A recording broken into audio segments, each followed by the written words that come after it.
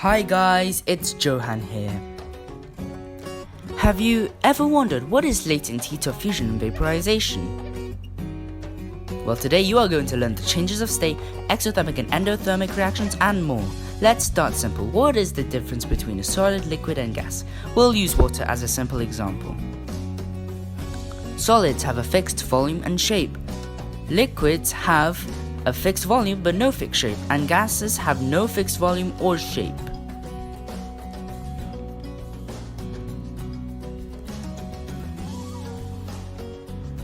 These are the particle diagrams for the states of matter.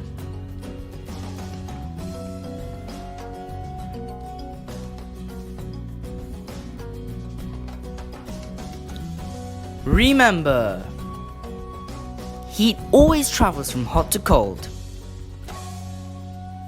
So basically, the molecules and atoms spread apart from each other. The state of matter is determined by how much space there is between particles. Here are the particle differences between evaporation and condensing. The tendency of the density time graph is that it becomes less dense as the temperature rises. Here is a short video of how latent heat of vaporization is happening in this beaker.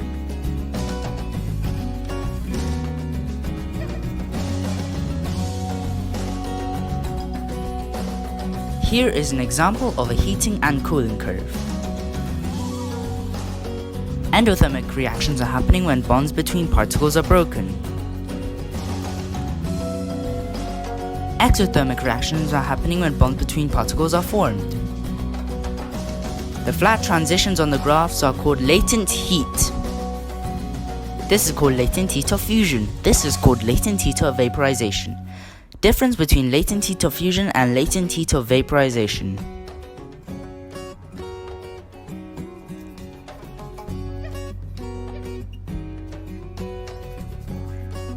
Latent heat of fusion or vaporization is equal to the heat over mass.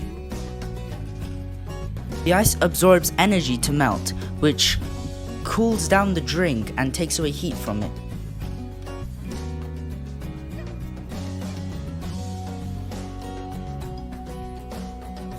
Sweat is also a form of evaporation where it cools off our skin.